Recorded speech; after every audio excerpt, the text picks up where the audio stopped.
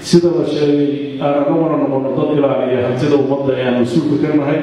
ee ku baxaan meelaha ku habboon runtii isbedel muuqda ayaa inta ka warqabta arrintaas jirta waxaan oran karaa kolay inta aan ka xasuusto muddooyinkii ugu dambeeyey waa markii ugu horreysay dowladda Puntland muddadan ay leedahay lacag kayd ah oo mar walba hadday dhibaato ku soo dhacdo aysan u baxsanin inay meel kala runtii hanti fara badan oo aan ka ururinay marxaladihii kala guurkaas ayaan ku ilaalinay inay yeelato mar walba si emergency hadduu dhaco ee lacag la'aan ugu dhicin habka maaliyadda wax badan baa iska bedelay wax badan oo way dhiban yihiin reformkii uu bilow waa rajaynaynaa inuu horumaro waxaan kaloo xoogga saaraynay oo ugu muhiimsan guud ahaan inaan kobcino dhaqaalaha waxaan rabnaa habka kobcinta dhaqaalaha inaan ka galno dhinaca ganacsiga iyo furfurnaanta ganacsiga iyo maalgashiga waxay dowladdu ku baaqday horaanta bisha 8aad in lagu qabto magaalada Garowe shir lagu magacdaray shirka maalgashiga Puntland isla markaasna ay hareer socoto soo bandhigid ama waxyaabaha fair la yiraahdo oo lagu soo bandhigayo meelaha ay ku habboon tahay Puntland in la maalgasho shirkaas waxaan rajaynayaa inaan lagu martiqaado intiina iyo meelo badan oo aan ajnabi iyo Soomaali aan aragnay waa ku martiqaadnay dadka jecel ee dalka maalgashtaan si uu ogaadaan xogta dalka iyo meelaha sectorska ku habboon waan rajaynaynaa inaad ka gashaan dalal badan oo loo yimid iyo imaaraadka hadda nina arrintaas oo u bandhignay waxaan rabnaa dalkeena in la maalgasho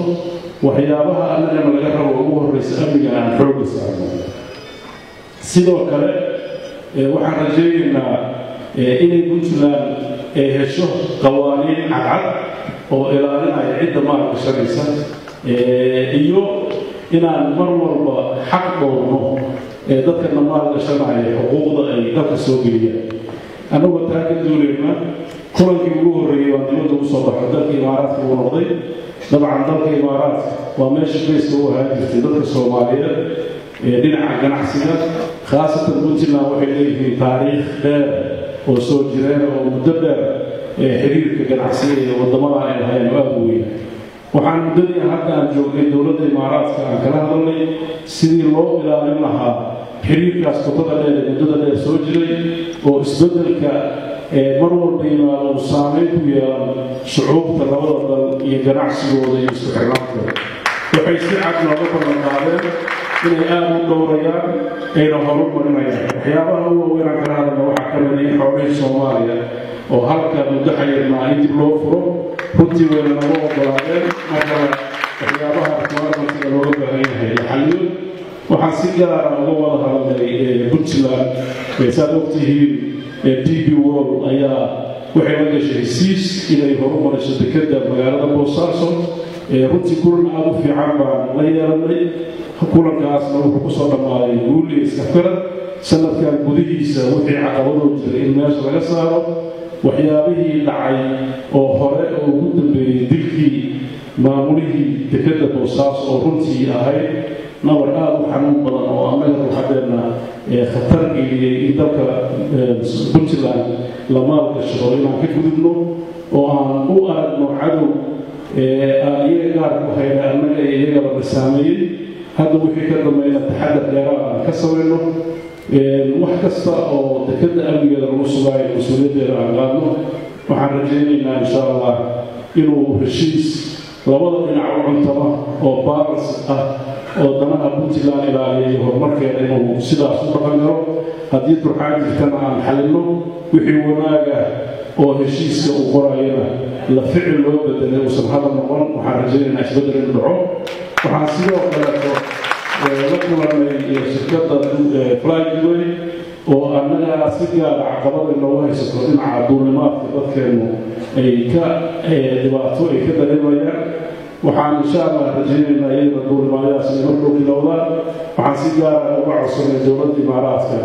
aeroboortka boosaaso hadday wax qabiil ka yihiin diyaaradaha waaweyn dartood inay naga caawiyaan oo naga ballan qaadeen inta ka dhiman kilomitrka ka dhiman inay noogu daraan wixii security-ga oo requirements-gan ay naga caawiyaan waxaan kaloo runtii aada ugu wada hadalnay ciidamada BRPF way naga caawiyaan oo dhibaato badan dhinaca badda ay naga haysato inay xoojiyaan dowrkooda si loo xakameeyo dadka tahriibta ama hubka ama dadka kala goosha oo halis ku ah deganaanshaha puntland arrintaasna runtii meel fiican bay maraysaa sidoo kale waxaan aragnay chamber of commerce-ga abudabay ganacsato fara badan oo reer imaaraad ayaan maaragtay ugu yeernay inay shirarkana ka soo qayb galaan dalkana maalgashtaan annagana waxaana laga rabaa inaan u muuqanno dad ammaankooda la sugi kara maalgelinta u timaadana sharci ahaan iyo amni ahaanba u damaanad qaadi kara waan rajaynayaa dadka reer puntland inay ku fulan yihiin inay damaanad qaadaan dadka cid kasta oo dalka soo maalgashata sidaad la socotaan waxaa dalka yimid wufuud fara badan oo safiirada maraykanka jarmalka sweden wadamo badan baa yimid hadafkooda marka laga taga diblomaatiga ah waxaa mar walba kala hadleynay kobaca dhaqaalaha inay gacan ka geystaan runtii mashaariic aad u fara badan ayaa rajaynaynaa in maalmaha soo socota ay fulaan waxaa dib loo bilaabi doonaa waddada garoowe iyo gaalkacyo isku xirta oo hakad uu galay wixii ka khaldana in la saxo aan ka wada heshiinay iyo afgarad cusub inuu ka bilowdo waxaa xoogga la saarayaa deegaanada fogfog ee puntland in laga fuliyo mashaariic ka qayb qaadan karta dhinaca horumarka dhaqaalaha gaar ahaan waxaa xoogga la saari doonaa dhinaca xeebaha iyo ka faa'iidaysiga khayraadka badda maadaama abaaro fara badan oo sabajooga dalku uu ku soo dhacay dhinacii xoolaha ay dhibaato fara badan hayso waxaan rajaynaynaa wax soo saarka dhinaca badda iyo beerahaba in la xoojiyo sidoo kale waxaa baryahan kale puntland ku soo badanayay runtii dacwadii gabadhu ay soo jeedisay oo xaqiiqo ah isbeddel ku yimaaday xagga dhaqanka waxaa soo badanayay tacadiyaad loo geysanaya gabdhaheenna runtii arrintaas waa arrin ceebna lagu ah xanuun badanna lagu haysa runtii ma rabo mararka qaybkood inaan burbugaando ka dhigno arrimaha kiis dad waxgaaray waxaa gacanta lagu wada hayaa kiisaska dhacay oo dhan waxaa gacanta ku haya laamaha amniga ee dambi baarista qaarkood dhowaan waxay u gudbeen dhinaca maxkamadaha waxaan rajaynaynaa in waddada qaanuunka markay dhammaystaan cid walba ciqaabta ay mutaystaan oo lagu xukumo inaan ku fulin doono haddii la haymo taasina ay soo aqbali doonto cid walba isku daday inay sharafta gabdhaheenna wax u dhigto runtii arrintaas waxaan kale oo muddadan dambe ilaa 2 maalmood ka hor loo xirsaaray guddi arrintan baa waxa ka dambeeya maxaa yeelay dalkeenna sababaha dhaqankan dhaqan jiri maaha runtii gabdho da-doodu ay ka yar tahay 7 sano iyo 5 sano ayaa lagu sameeyaa marka waa daahiro cusub oo baaritaanka u baahan marka waxaan saarnay guddi xaqiiqada soo raadiya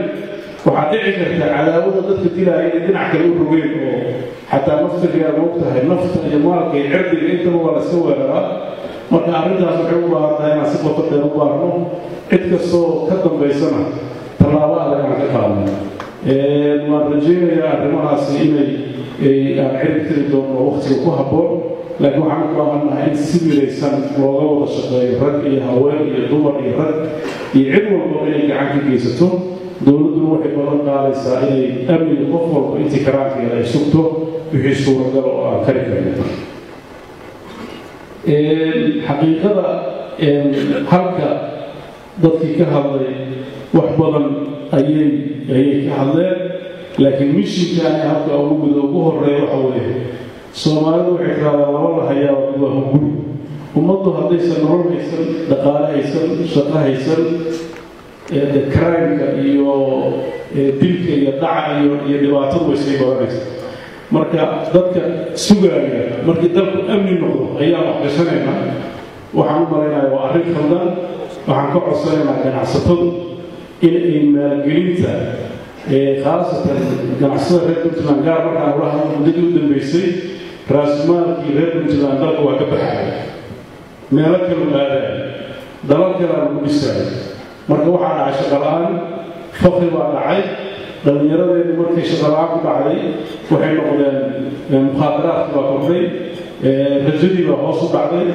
قارنا صلابي خدوا قلنا وكجرا قارنا رنتي مخاطرات كوكا مفاهي وإني دنبيدا أعي قيد على الإجابة وحيابها عربينا بدأوا معها إن الأمن يسونا كليا وحن رمينا شخوينا مرنو وحن رمضانا إن كبرنو وحن قعد سنة رنتي دفع جناعسي كشفية دفع بوتنشيال بدون ماجرة إن أي مالجرين موقتة كسمية waxaa ku tihiin oo maalmo dhaweyso boosaaso ka socdo mashaariic xilligiisayda oo ganacsato reerku weyn ay maalgelinayso baynamaa ku weyn ay maalgelinayaan Kenya iyo sida la sheegayo wadamo kaleeto waxaan u baahannahay dadka Soomaaliyeed dhaqaalahooda inay dalka geliyaan